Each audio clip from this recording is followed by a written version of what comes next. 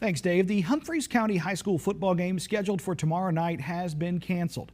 The school district's announcement comes after 16-year-old Cameron Price was shot and killed after the game last week. Price was a football player at the school. The school district says the matchup against Yazoo City is not a district game and will not affect Humphreys County's eligibility to advance to the playoffs. Both the Belzona Police Department and the Mississippi Bureau of Investigation are investigating Price's death. An arrest was made earlier this week.